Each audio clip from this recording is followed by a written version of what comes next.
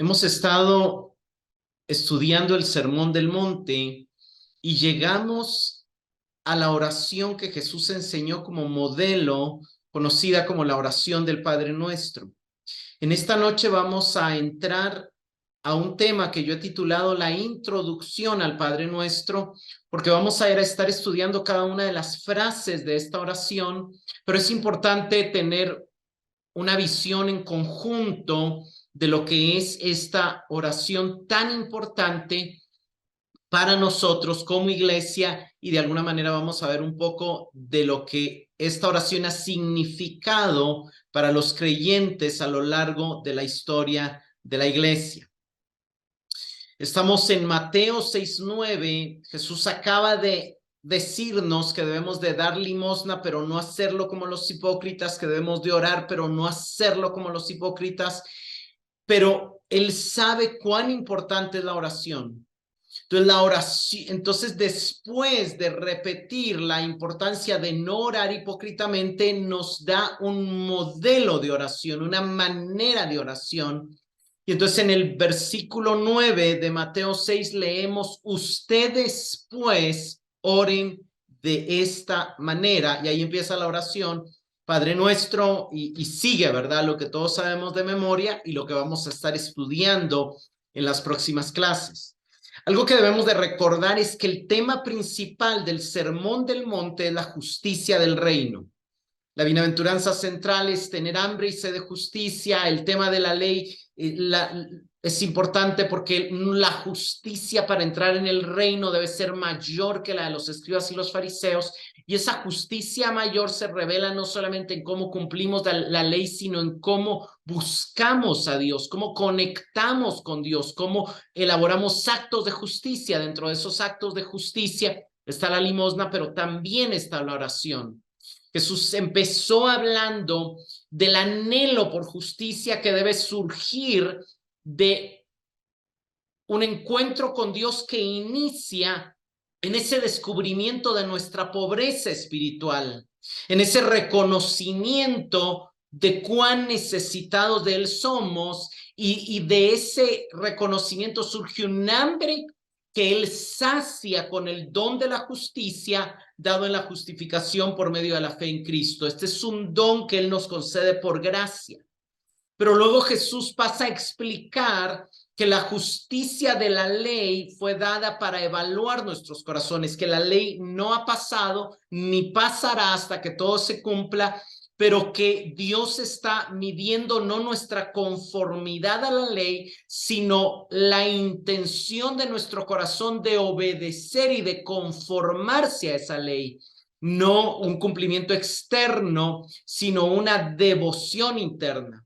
Jesús pasa a explicar luego la relación entre la justicia y las prácticas de piedad, y enfatiza en cada parte de su sermón esta devoción del corazón hacia Dios al practicarlas. Ya vimos cómo lo importante al dar limosna no es ser visto por los hombres, sino ser visto por el Padre, y lo importante en la oración es lo mismo. Pero de alguna manera Él sabe que necesitamos una guía para aprender a orar, y por eso decide enseñarnos esta oración. Es importante notar que Él ha dado los peligros al orar. Y aquí quiero leer Mateo 6, del 5 al 13. Ya lo vimos en detalle, pero vale la pena tenerlo fresco en nuestra mente. Dice la palabra: cuando ustedes oren, no sean como los hipócritas, porque a ellos les gusta ponerse de pie y orar en las sinagogas y en las esquinas de las calles para ser vistos por los hombres. En verdad les digo que ya han recibido su recompensa. Pero tú, cuando ores, entra en tu aposento, y cuando hayas cerrado la puerta, ora a tu Padre que está en secreto, y tu Padre que ve en lo secreto te recompensará. Esta es una repetición del tema de las limosnas, pero luego sigue: y al orar, no usen ustedes repeticiones sin sentido como los gentiles, porque ellos se imaginan que serán oídos por su palabrería. Por tanto, no se hagan semejantes a ellos, porque su Padre sabe lo que ustedes necesitan antes de que ustedes lo pidan. Ustedes pues oren de esta manera: Padre nuestro que estás en los cielos, santificado sea tu nombre, venga tu reino, hágase tu voluntad, así en la tierra como en el cielo. Danos hoy el pan nuestro de cada día y perdónanos nuestras deudas como también nosotros perdonamos a nuestros deudores. Me faltó el verso 13. No nos dejes caer en tentación, líbranos del mal. Y bueno, el resto, ¿verdad? Porque tuyo es el reino, el poder y la gloria. Pero lo que quiero enfatizar aquí son los peligros al orar. Jesús identifica dos peligros al orar. Número uno, no orar hipócritamente. Y número dos, no usar repeticiones sin sentidos. No hacer de la oración ni un medio de exhibición, ni tampoco hacer de la oración un ritual. Sin embargo, cabe resaltar que él tiene la expectativa y para él es importante y necesario de que nosotros oremos. Es imposible ser un discípulo de Jesús y no orar, porque él repite, cuando ustedes oren, cuando ores, al orar, oren de esta manera. O sea, 4 veces él está diciendo oren, oren, oren, oren. Solo es 2 veces diciendo cómo no orar y 2 veces diciendo cómo orar. Entonces, no oren con la motivación de ser vistos por los hombres, eso sería orar hipócritamente. No oren usando repeticiones vanas, no repitan las mismas cosas mecánicamente, dice una versión, sino que oren para su Padre. Oren buscando una conexión, una relación real, no teniendo un rito religioso, no, buscando conectar realmente con su Padre. Y sigan este modelo, oren de este modo, oren de esta manera. Aquí repetí, pero el punto es, sigan este modelo de oración, guíense por este modelo de oración. Y eso es lo que quiero enfatizar. Él no dice oren así, él no dice oren estas palabras, él no dice repitan esta oración, él dice ustedes pues oren de esta manera.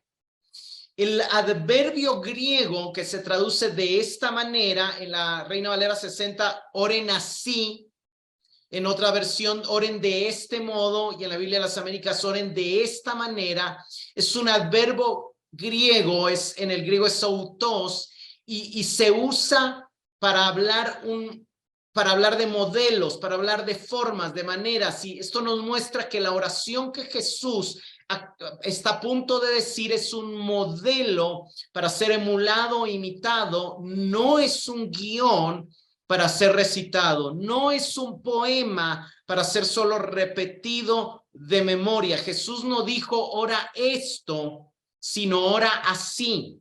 No dijo oren estas palabras, sino oren de esta manera.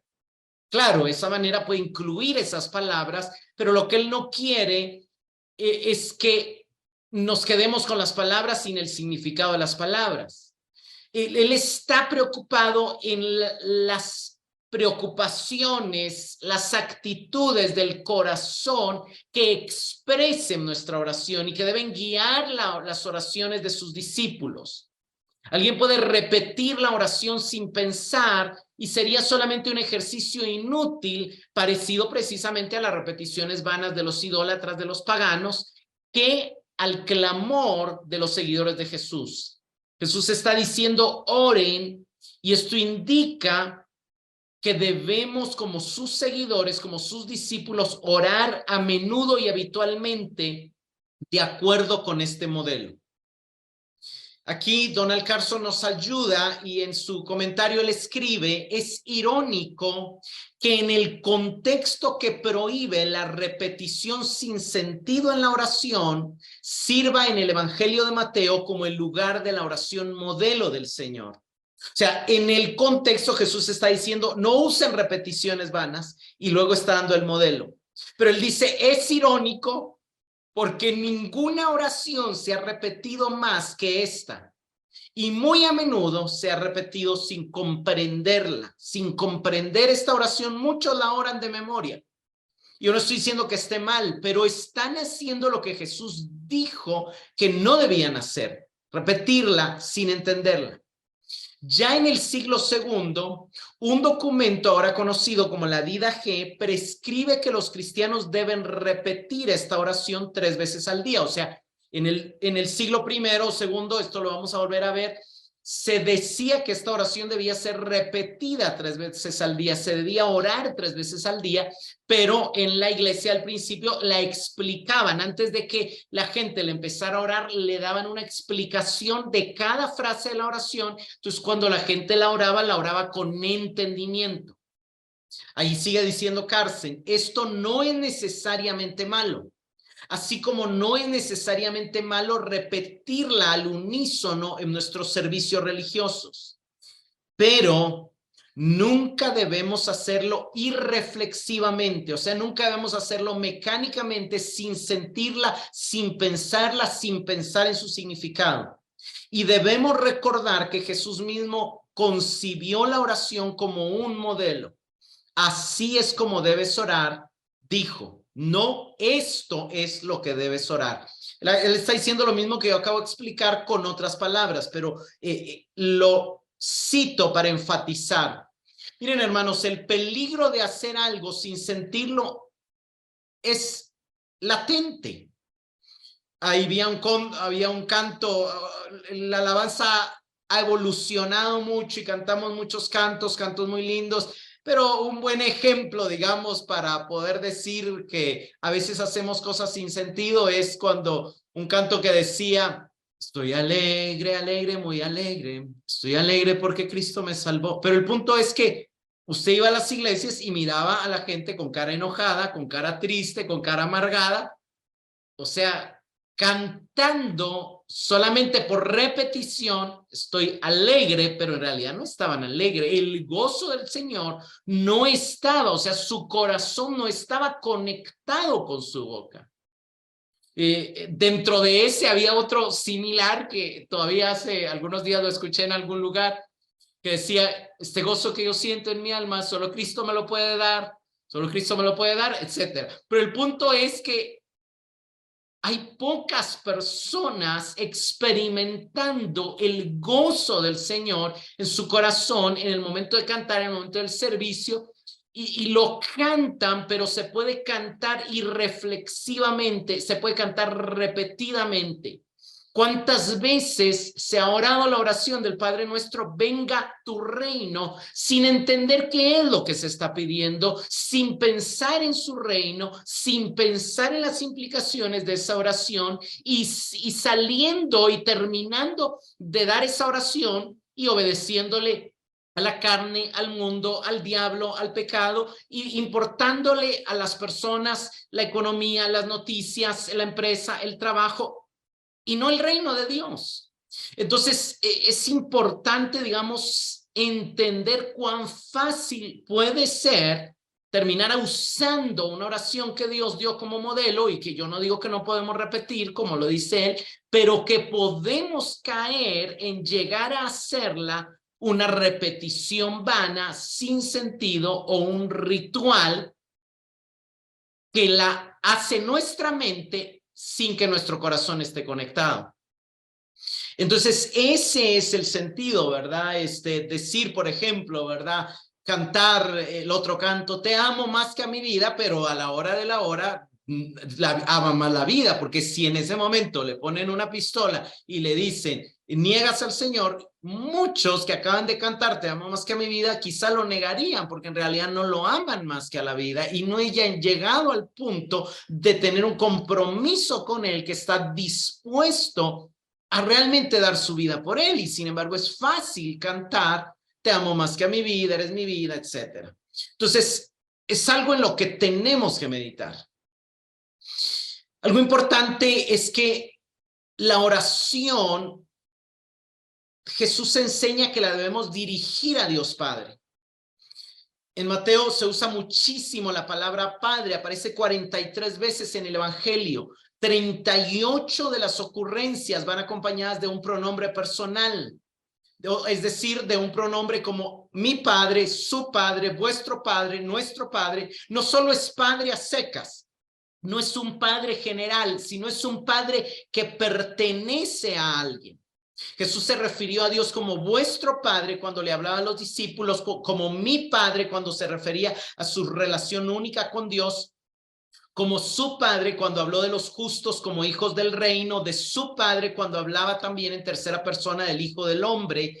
Pero el uso de los pronombres personales unido a la palabra Padre nos muestra que Jesús no veía a Dios como el Padre de todas las personas en general. Dios es el Padre exclusivamente de los seguidores de Jesús. Si no, no tendría sentido para que sean hijos de vuestro Padre o entonces serán llamados hijos de Dios.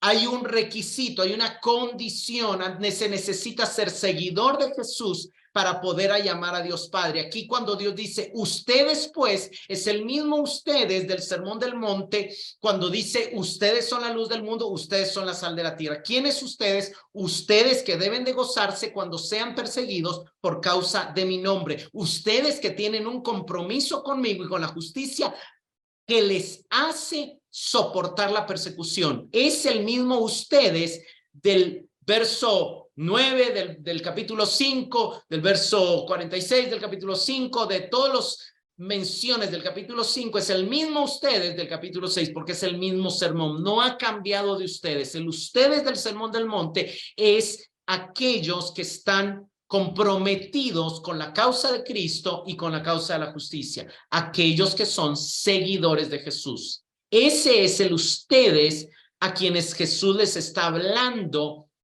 de cómo deben de orar. Algo muy, muy importante de la oración del Padre Nuestro es que es una oración de mentalidad comunitaria, de mentalidad corporativa, de mentalidad plural. Toda la oración está en plural. No hay ninguna parte de la oración que esté en singular. La oración dice Padre nuestro, no Padre mío, Padre nuestro, Padre de nosotros que estamos siguiendo a Jesús, de nosotros que estamos comprometidos con Jesús, de nosotros que formamos la comunidad de los discípulos de Jesús, de los seguidores de Jesús. Tú eres nuestro Padre, yo ya no importo solo, yo pertenezco ahora a una comunidad que es más importante que mi individualidad. Vénganos. Venga a nosotros, no venga a mí, vénganos tu reino. Ya yo solo no importo, ya yo formo parte de un cuerpo, de un equipo. Danos el pan diario, no dame, no es solo a mí, no solo yo tengo necesidades, yo estoy pensando en todos mis hermanos, en toda mi comunidad.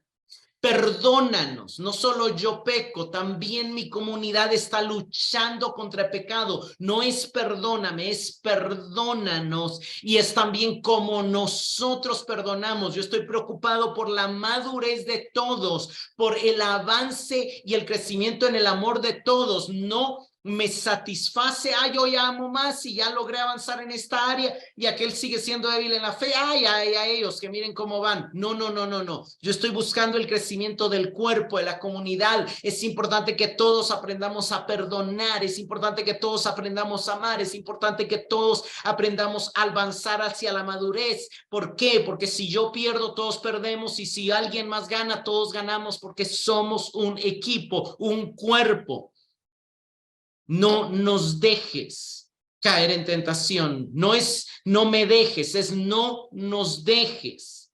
Todos importamos, líbranos. No solo a mí, líbranos a todos del mal, del maligno.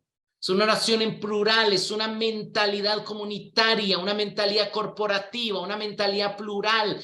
Jesús nos está arrancando del individualismo y nos está sumergiendo en una mentalidad de cuerpo. ¿Por qué? Porque somos un cuerpo y esto lo van a rescatar y lo van a enfatizar los apóstoles. Charles Quall comenta el uso del pronombre plural de primera persona nuestro, pater emon, Padre nuestro, en lugar del pronombre singular de primera persona mí, muestra que Jesús esperaba que sus discípulos oraran juntos como grupo. Yo creo que él tiene razón, pero se queda corto. Charles Schwartz dice, Jesús espera que ellos oren como grupo, pero no solamente espera que ellos oren como grupo, esta oración también espera que la hagan individual, pero pensando con la realidad, la revelación, el entendimiento de que pertenecen a un cuerpo, de que pertenecen a una comunidad y que su identidad principal ya no es la identidad individual, es la identidad corporativa. Romanos 12:5 dice, así nosotros, que somos muchos, somos un cuerpo en Cristo. No perdemos nuestra individualidad, no perdemos nuestros diferentes dones y talentos, no perdemos nuestras diferencias, pero pasamos a pertenecer a algo que nos supera, al cuerpo de Cristo. Somos muchos, sí, pero somos un cuerpo en Cristo e individualmente nuestra individualidad ahora, en esa individualidad que sigue existiendo, somos miembros los unos de los otros. ¿Qué quiere decir? Somos interdependientes. Seguimos teniendo una individualidad, pero ya no está aislada, está interconectada a los demás. En mi individualidad, los demás necesitan de mis dones y yo necesito de los dones de los demás. Somos uno y al mismo tiempo somos muchos, pero en ese muchos nos necesitamos a todos. Somos uno y somos muchos, pero lo más fuerte es la unidad, no la individualidad, no la separación. Esta es una respuesta a la oración de Cristo. Jesús oró en Juan 17:11, ya no estoy en el mundo, pero ellos sí están en el mundo y yo voy a ti. Padre Santo, guárdalos en tu nombre, el nombre que me has dado, el nombre que necesita ser santificado, para que sean uno, así como nosotros somos uno. ¿Qué es la petición de Jesús? Que seamos uno, que logremos alcanzar esa mentalidad corporativa, que logremos entender que somos un equipo, que logremos entender que si yo gano, todos ganan, que si alguien pierde, todos perdemos, que no competimos entre nosotros, que nos ayudamos, que no estamos luchando, estamos sosteniéndonos, estamos avanzando juntos. Juan 17:21, la misma oración más abajo, Jesús vuelve a orar para que todos sean uno, como tú, oh Padre, en mí y yo en ti, que también ellos estén en nosotros para que el mundo crea que tú me enviaste. Cuando el mundo vea que la iglesia es una, no les va a costar creer en la realidad del poder, de la salvación, de la transformación que trae Cristo a nosotros. ¿Por qué? Porque el mundo es egoísta, es individualista, es separatista, es competitivo, pero la iglesia no es así. En la iglesia no debería de infiltrarse eso. Es una realidad que se infiltra, por supuesto, pero estamos llamados a echarlo fuera. Primera de Corintios 1:10. Os ruego pues, hermanos, por el nombre de nuestro Señor Jesucristo, que habléis todos una misma cosa. Aquí podríamos decir que oren todos la misma oración y que no haya entre vosotros divisiones, sino que estéis perfectamente unidos en una misma mente y en un mismo parecer. O sea, si todos entendemos de la misma manera el Padre Nuestro y si todas nuestras oraciones son guiadas por ese modelo, aunque estemos en diferentes partes del mundo, de la tierra, aunque tengamos diferentes trabajos, proyectos y todo, a la hora de la hora, ante el trono celestial, todos estamos preocupados por lo mismo, todos estamos pidiendo lo mismo, su reino, su venida, todos estamos pidiendo por lo mismo, perdón, liberación, provisión. ¿Por qué? Porque ese es el objetivo de la oración del Padre Nuestro, reforzar nuestra unidad. Por eso y ese es un tema interesante. Yo estoy seguro que casi todos los que están aquí conectados aquí han orado la oración del Padre Nuestro. ¿Qué tantas de las veces que la has orado te hace pensar en que no debes orarla individualmente, en que tu oración, porque miren hermanos, es fácil decir, danos hoy el pan de cada día pensando solo en mi pan. Mi boca dice danos, pero mi mente dice dame.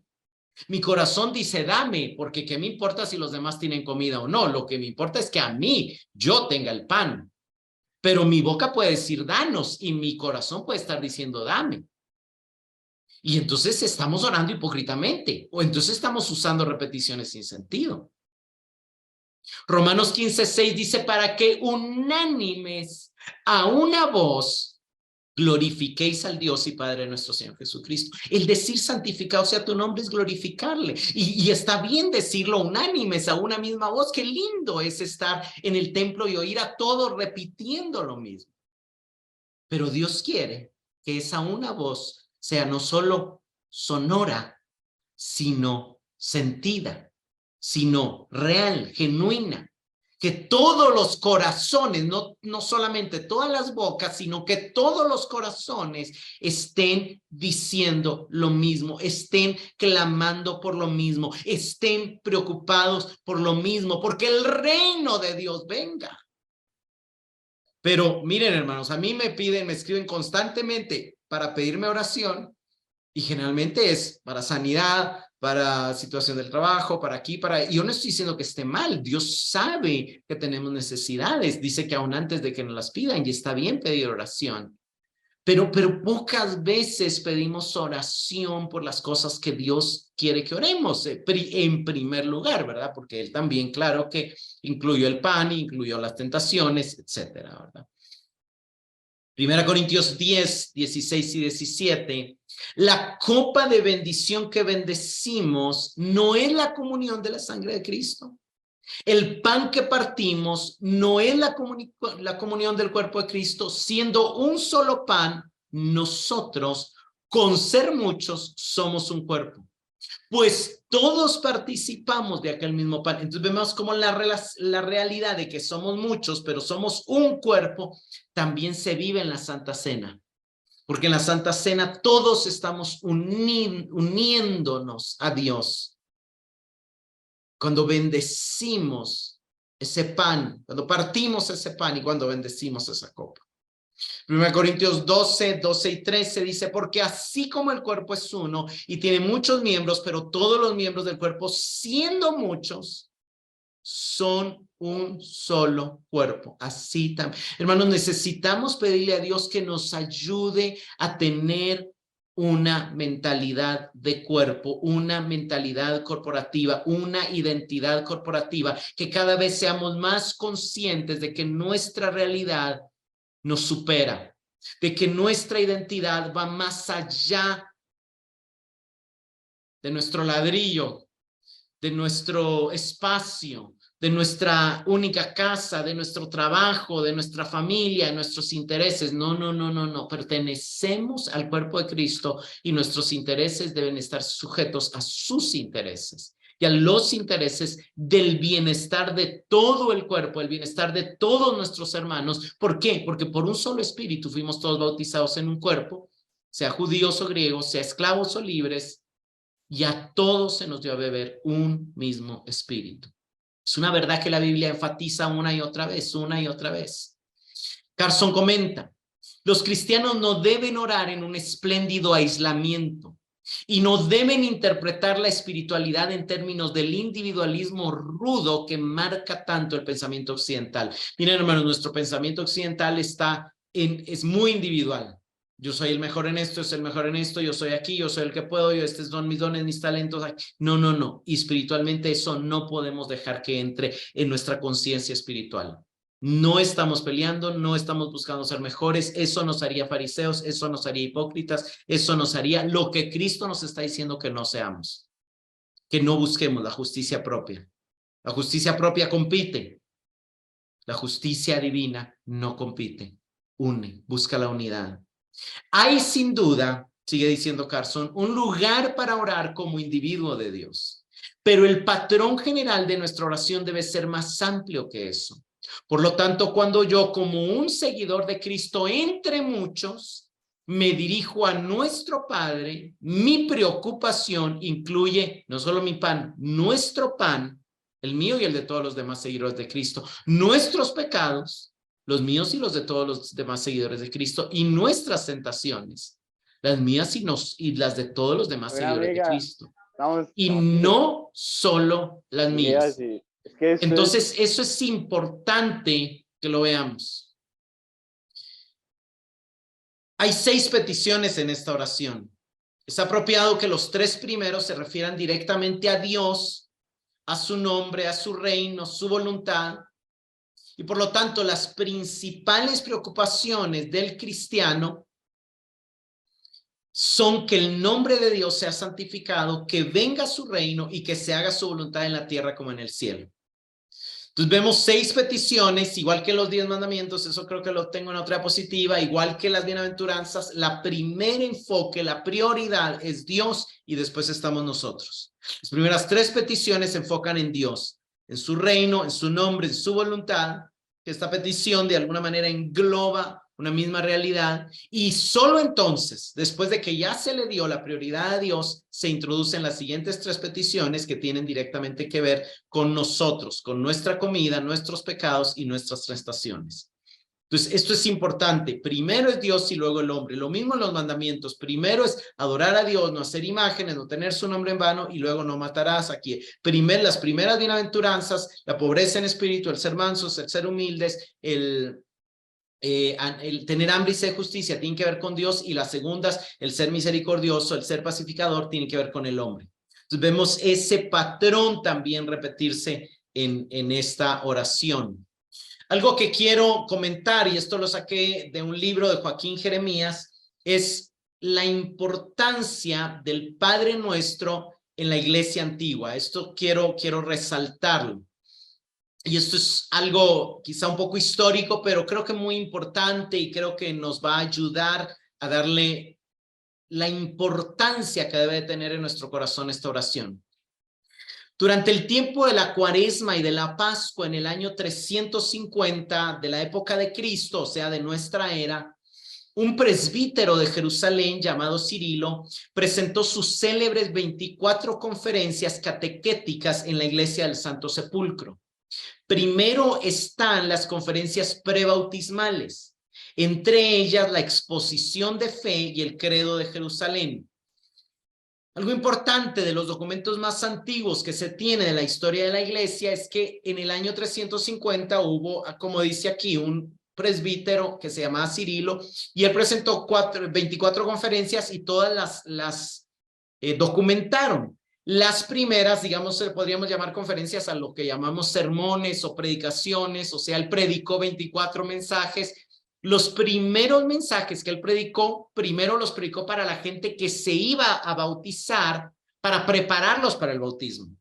En las primeras, digamos, predicaciones, que son casi 19 más o menos, porque las últimas 5 nos dice después, o no sabemos si hay algunas diferentes, pero las primeritas es, él predica que es la confesión de fe, digamos, la confesión de Jesús como Señor, que resucitó entre los muertos. Él explica eso.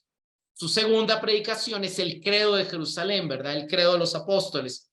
Creemos en Dios Padre, Dios Todopoderoso, Creador del cielo y de la tierra, en Jesucristo su Hijo, Espíritu Santo, en la iglesia, etcétera, ¿verdad? O sea, él explica eso, él predica y explica eso.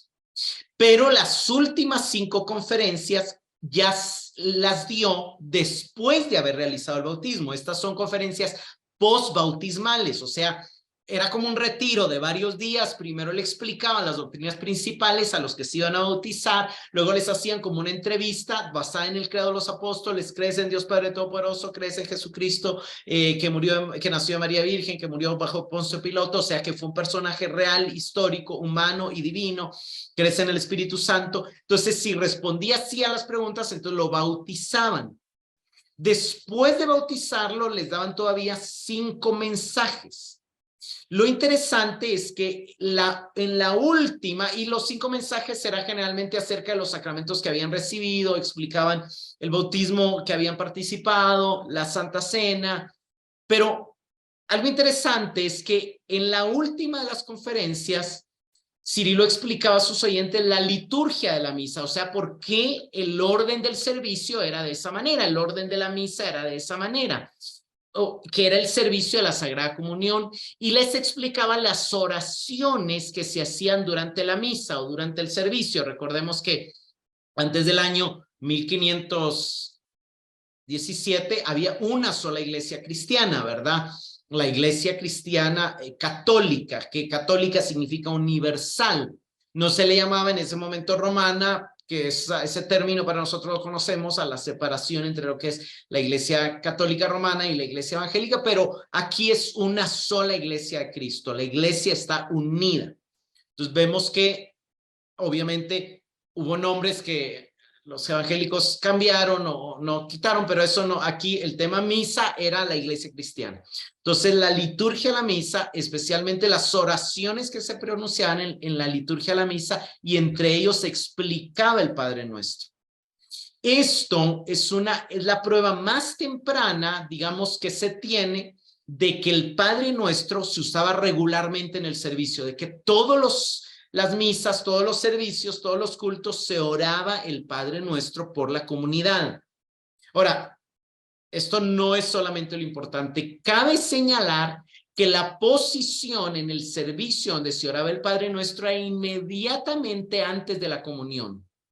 O sea, el momento del servicio, digamos, nosotros en la iglesia tenemos una liturgia que es empezar con cantos, testimonio, en fin, ¿verdad? O sea, hay un orden en cómo se lleva a cabo el servicio. Generalmente lo último es la predicación antes de un último canto, pero en la misa, uno de los puntos esenciales era la comunión, lo que conocemos como Santa Cena o Eucaristía. Justamente el Padre Nuestro se oraba inmediatamente antes de participar de la comunión. O sea, se oraba el Padre Nuestro e inmediatamente después se participaba del pan y del vino, de la Eucaristía o de la Santa Cena. Como parte constitutiva de la liturgia de la comunión, el Padre Nuestro pertenecía a la parte del servicio en la que solo se permitía participar a aquellos que eran bautizados, es decir, pertenecía al llamado servicio para los bautizados o missa fidelidum. Entonces había una parte del servicio donde estaban todos y había esta otra parte del servicio donde solo los que eran bautizados podían repetir el Padre Nuestro y participar de la Santa Cena. Manson ha demostrado que esto lleva a la conclusión de que el conocimiento del Padre Nuestro y el privilegio de usarlo estaban reservados para los miembros plenos de la iglesia. En toda la iglesia antigua, en su conjunto, no solamente en la iglesia de Jerusalén, sino que en todas las iglesias de Constantinopla, de Alejandría, de Roma y de Jerusalén, porque así estaba conformada la iglesia en los años 300, no había una principal, sino que todas tenían el mismo rango, y esas sí eran como 4 o 5 principales, que son las que mencioné, ¿verdad? Roma, Constantinopla, Jerusalén y Alejandría. No recuerdo si había otra más, pero el punto es de que el Padre Nuestro era una parte constitutiva de la celebración de la Cena del Señor.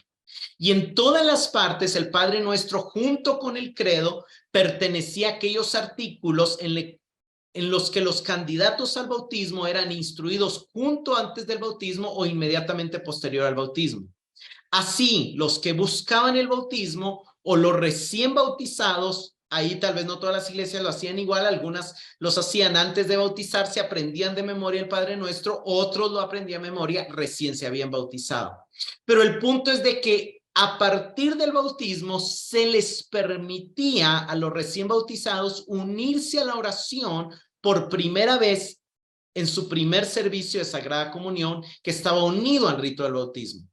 Después de esto, ya los cristianos lo oraban diariamente y era una muestra de su identificación como cristianos. Si alguien oraba el Padre Nuestro era porque era cristiano, perteneciente a la iglesia cristiana universal, a la iglesia cristiana católica.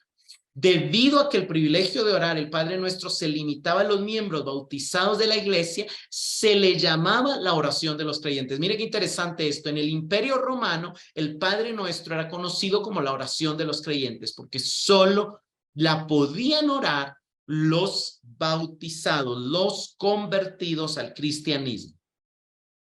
La conexión del Padre Nuestro con el bautismo que hemos encontrado ya en el siglo II se remonta incluso al primer siglo. La Didache o la enseñanza de los apóstoles, la Didache es un documento encontrado que algunos lo datan del año 50, 70, este autor cree que son un poco optimistas, algunos dicen que es del 90, otros lo datan al 100 y pico, pero el punto es de que es bastante, hay manuscritos antiguos donde tienen bastante antigüedad. Esto no se sabe quién lo escribió, si realmente fueron los apóstoles, pero está ahí llamado la doctrina de los apóstoles y hay cosas muy encajonadas al Nuevo Testamento y hay otras cosas que dejan duda y por eso no se incluyó en el canon. Pero también tiene capítulos y versículos, y en el capítulo 8 de la Didache y el versículo 2 se cita el Padre Nuestro palabra por palabra, pero lo interesante es que antes de citar el Padre Nuestro está introducido por una advertencia, una admonición que dice: y no oréis como hacen los impíos, oren en cambio de esta manera. Y no dice con estas palabras, dice nuevamente de esta manera, como el Señor ordenó en su evangelio. Y repite el Padre Nuestro, ¿verdad? En ese mismo versículo. Aquí no lo puse por el espacio, pero llama la atención que en el siguiente versículo, en el 8:3, sigue el consejo: ora de esta manera 3 veces al día. Entonces eso nos da a entender que en la iglesia del principio, del año 200, del año 300, del año desde el 150 posiblemente, muchos cristianos oraban el Padre Nuestro 3 veces al día. Pero debían de tener en cuenta, o sea, el mismo documento dice: no lo repitan, no como los impíos, y obviamente ahí está citando lo que Jesús dijo, no repetitivamente, sino entendiéndolo, reflexionando en él, pensándolo, sintiéndolo, conectando el corazón al decirlo. Ese es el objetivo de hacer esta advertencia. La Didache comienza, ahora, hay algo interesante aquí, ¿verdad? Que cuando decimos, oh, pero entonces hasta después lo hicieron después del bautismo o desde el primer siglo. Entonces ahí ven la estructura de este documento que se llama la Didache. Es un documento de 15 capítulos y que lleva un orden, ¿verdad? Como el orden de un catequismo, de un libro de doctrina básica, ¿verdad? Lo primero, los capítulos 1 al 6 tratan de los dos caminos, el camino de la vida y el camino de la muerte, ¿verdad? El Salmo 1, ¿verdad? Y también el final del Sermón del Monte, ¿verdad? El camino de la obediencia, el camino de la insensatez, el camino del que su casa quedará y el camino del que su casa se destruirá. Esta enseñanza sin duda pertenecía a la instrucción de los candidatos al bautismo, o sea, esta primera parte de la doctrina era para los que se querían bautizar y convertir. El capítulo 7 trata del bautismo. Luego comienzan las secciones que son importantes para los que ya son bautizados. Y ahí está la sección en el capítulo 8 del ayuno y de la oración, incluyendo el Padre Nuestro. Entonces vemos cómo la estructura de este documento nos da a entender, nuevamente nos confirma que el Padre Nuestro solo lo oraban los bautizados. Y se oraba antes de la Cena del Señor, porque la Cena del Señor se trata en los capítulos 9 y 10. Después, la organización de la iglesia y la disciplina de la iglesia se trata en los capítulos del 11 al 15. Pero nosotros es importante notar que el Padre Nuestro y la Cena del Señor siguen al bautismo. Esto corrobora el punto que estamos tratando de demostrar. El Padre Nuestro fue pensado en la iglesia primitiva, comenzando ya en el primer siglo, como podemos ahora confirmar, solo para aquellos que eran miembros plenos de la iglesia. Como uno de los tesoros más sagrados de la iglesia, el Padre Nuestro, junto con la Cena del Señor, estaba reservado para los miembros de pleno derecho y no fue revelado a los que estaban afuera. Es un privilegio que se nos permitiera orarlo. La gran reverencia y asombro que lo rodeaba se ve mejor con las fórmulas introducidas que se encuentran tanto en las liturgias de la Iglesia de Oriente como la Iglesia de Occidente. En Oriente, la iglesia que hoy es la ortodoxa rusa y la iglesia oriental, la liturgia llamada de Juan Crisóstomo, que aún sigue siendo la forma habitual de la misa en las iglesias ortodoxa griega y rusa, el sacerdote reza en la introducción del Padre Nuestro. Antes de orar el Padre Nuestro, el sacerdote dice: y haznos dignos, oh Señor, para que con alegría y sin presunción podamos atrevernos a invocarte, el Dios celestial, como Padre y decir: Padre Nuestro. Llama la atención porque, o sea, para ellos es tan sagrado que antes de orarla le piden como permiso al Señor: Señor, permítenos ser dignos de que podamos atrevernos a llamarte Padre. O sea, están de alguna manera, que eso es lo que tiene que eso es lo que a veces se ha perdido en algunos lugares, ¿verdad? Ese sentido de sacramentalismo, de lo sacro, de lo sagrado, de esa distancia que vamos a ver cuando estudiamos la oración, que hay que tener un equilibrio entre la confianza y la distancia, pero no se debe perder totalmente. En la misa romana también se dice audemus dicere, como quien dice, y que significa nos atrevemos a decir. También está esa conciencia de que, chica, es un riesgo decirlo, o sea, por si acaso no soy creyente, no debería decirlo, pero como soy creyente verdadero, entonces tengo el derecho, tengo la dignidad, tengo el permiso de orar esta oración. Pero el punto es que era algo importante, sagrado. Esta impresionante reverencia dada a la oración del Señor era una realidad en la iglesia antigua que desafortunadamente hemos perdido hoy en su mayor parte.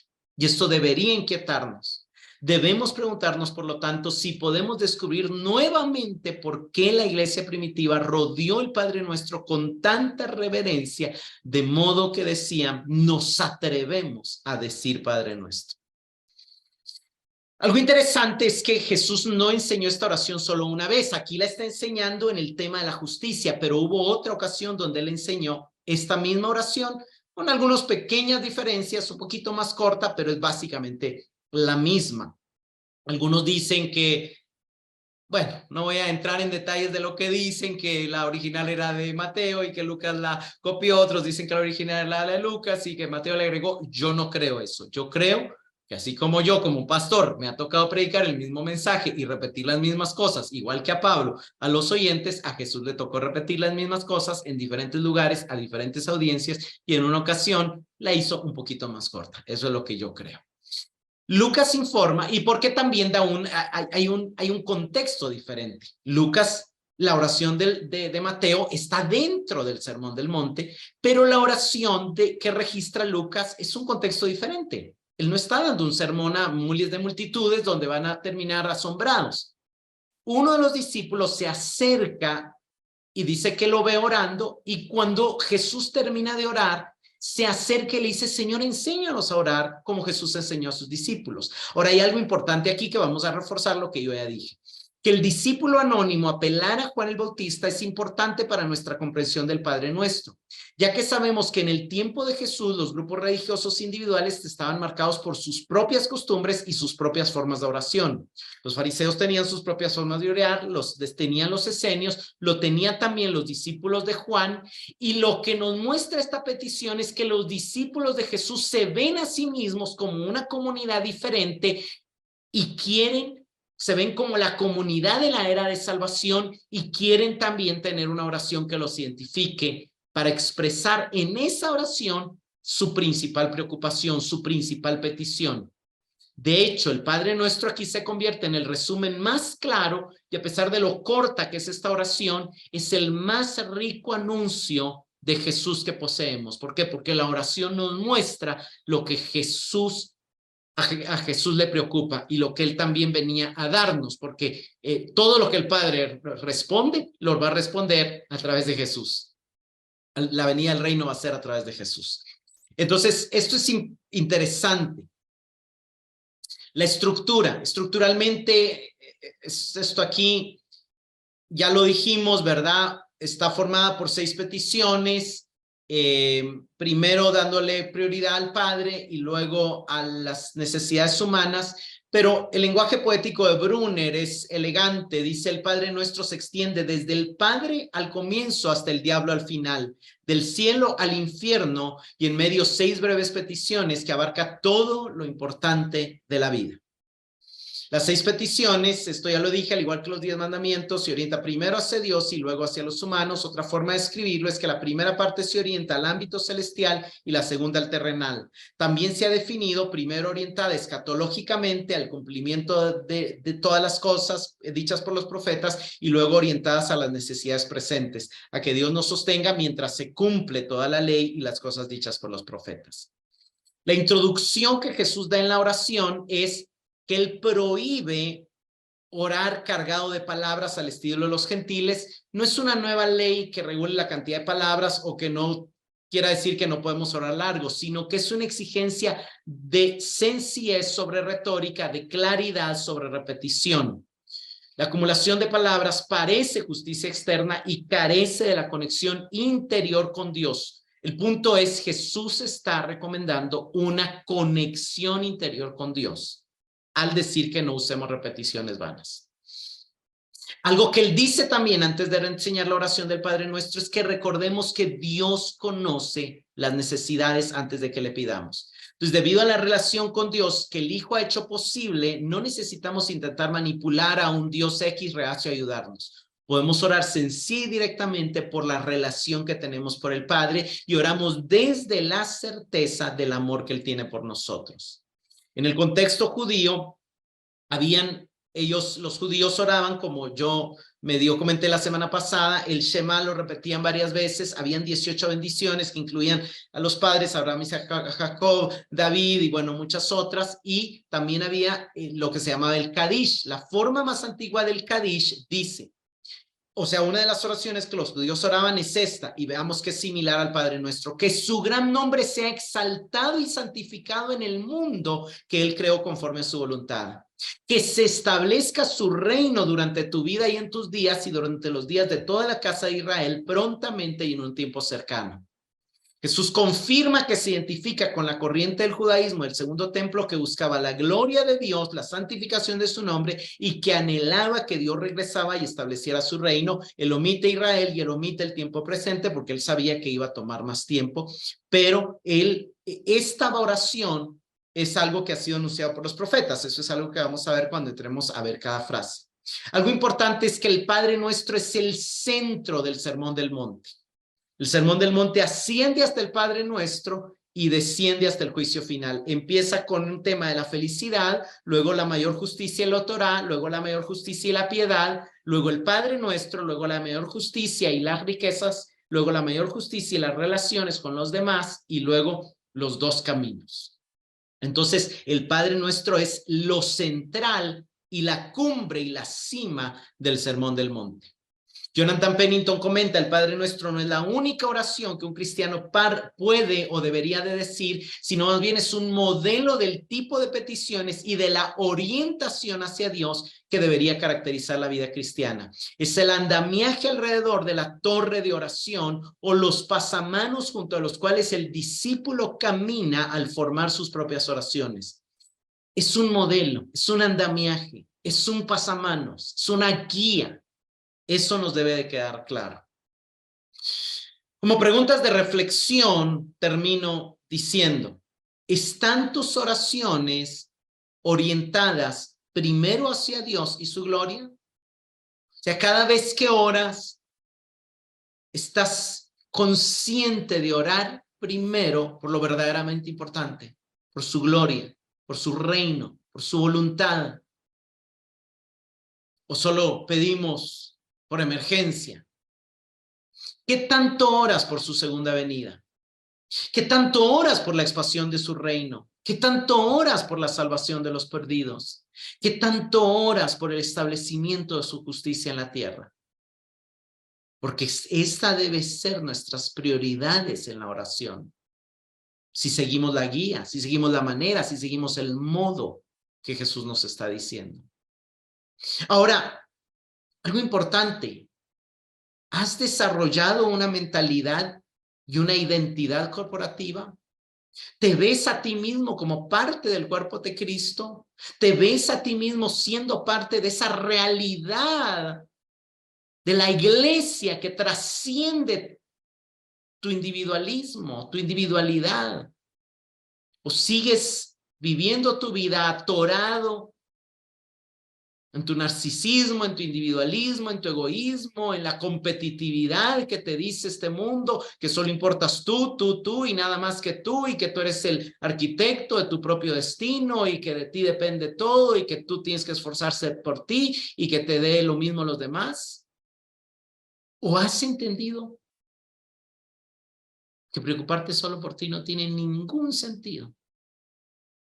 Porque solo creces si el cuerpo crece. Porque solo avanzas si el cuerpo avanza. porque el propósito de Dios es que todos lleguemos a la unidad de la fe, a la estatura del varón perfecto, a la medida de la plenitud de Cristo. Que todos seamos semejantes al primogénito entre muchos hermanos, donde los muchos están a un nivel por debajo del primogénito, pero no diferente entre ellos.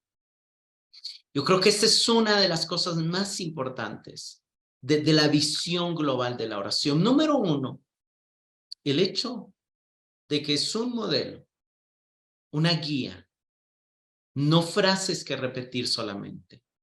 Número dos, el hecho que nos enseña a pensar no individualmente, sino corporativamente, pluralmente. Y tercero, hermanos, regresemos a la reverencia que la iglesia de los primeros siglos le concedió a esta oración. Señor, te damos gracias porque tú sabías lo que tu misma palabra dice, que no sabemos orar como conviene. Pero gracias por advertirnos de los peligros, de que la oración sea un ritual más, de que la oración sea hipócrita, de que la oración no llegue a tener ninguna recompensa. Gracias por preocuparte de que nuestras oraciones sean efectivas, de que nuestras oraciones hagan crecer nuestra relación con el Padre, de que nuestras oraciones produzcan una recompensa eterna. Gracias, Señor, por haberte tomado el tiempo para regalarnos esta oración modelo, para enseñarnos esta manera de orar, que podamos en las siguientes clases comprender toda la profundidad de esta oración que tú nos enseñaste y que podamos hacerla nuestra y orarla tanto como sea posible, pero no como ritual, sino conectando verdaderamente nuestro corazón hacia ti cada vez que la oremos. Esa es nuestra petición, y en tu nombre lo pedimos. Amén.